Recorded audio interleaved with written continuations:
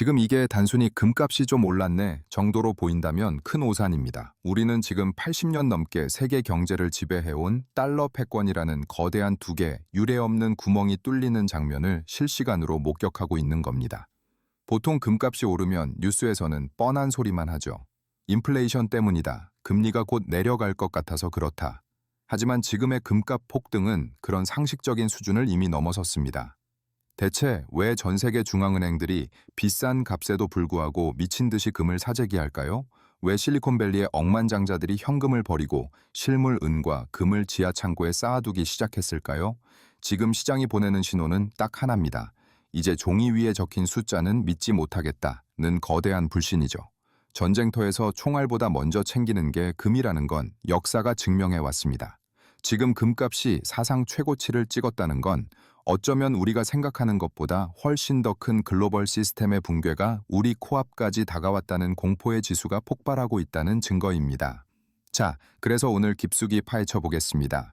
뉴스에서는 절대 말해주지 않는 금과 은 뒤에 숨겨진 차가운 국제정치의 논리와 화위 시스템의 종말 시나리오, 지금 바로 시작합니다. 사실 지금 금 시장에서 가장 무서운 형님들은 우리 같은 개인 투자자가 아닙니다. 바로 탈달러화를 꿈꾸는 국가들이죠.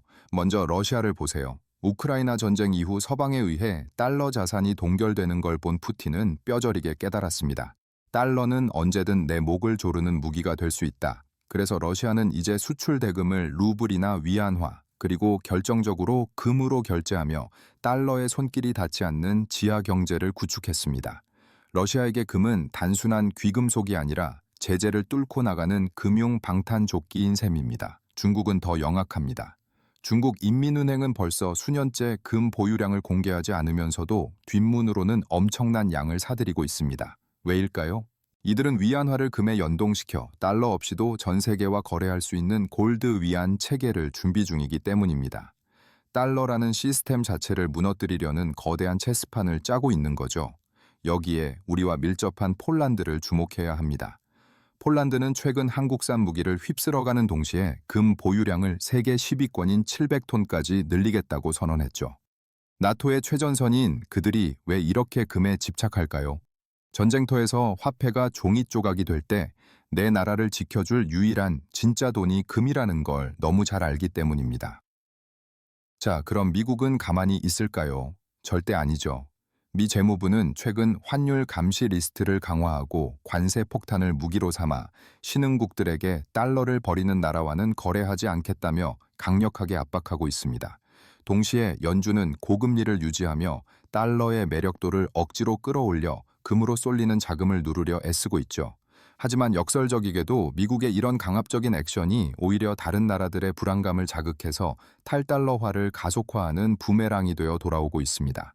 자, 금 이야기는 이쯤 하고 이제 진짜 돈 냄새를 아는 분들이 밤잠 설치며 주목하는 녀석을 꺼내보겠습니다. 바로 은, 실버입니다. 그동안 은은 가난한 자의 금이라며 무시당하기 일쑤였죠. 하지만 2026년 현재 은의 위상은 완전히 달라졌습니다. 은은 이제 단순한 귀금속이 아니라 인류의 미래를 결정할 하이테크 전략 자산으로 변신했거든요. 왜 은이 금보다 무서운 폭발력을 가졌는지 그 비밀을 살짝 공개해 드릴게요. 첫째, 은이 없으면 AI 혁명도 없습니다. 여러분, 엔비디아 칩이 아무리 좋아도 그걸 연결할 혈관이 없으면 고철 덩어리일 뿐입니다.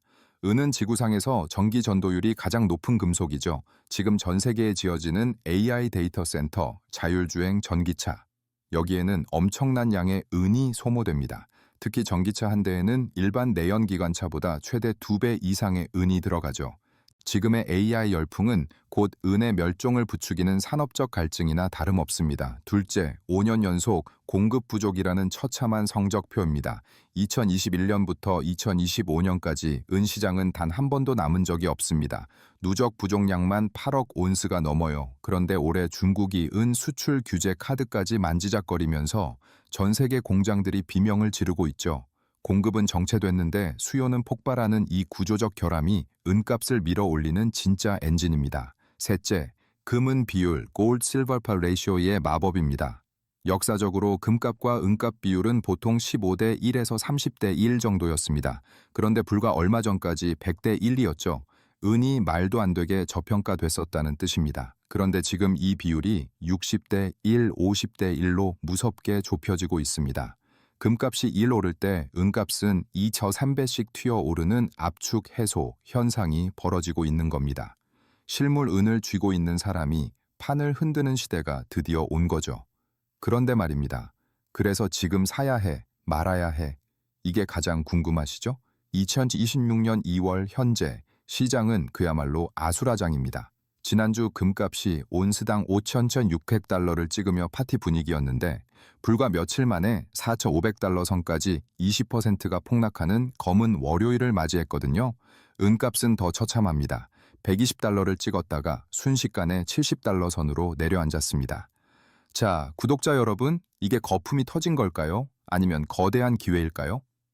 이번 폭락의 실체는 케빈 워시와 마진콜입니다. 미 행정부가 차기 연준 의장으로 강성 매파인 케빈 워시를 지명하면서 강한 달러를 만들겠다고 선언하자 투기 자금들이 썰물처럼 빠져나간 거죠. 특히 빚내서 금은 샀던 사람들이 마진콜에 걸려 강제 청산당하며 하락폭을 키웠습니다.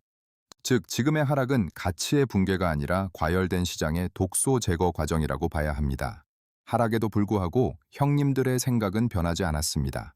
JP모건은 오히려 이번 조정을 기회로 보며 올해 말 금값 목표치를 6,300달러로 상향 조정했죠.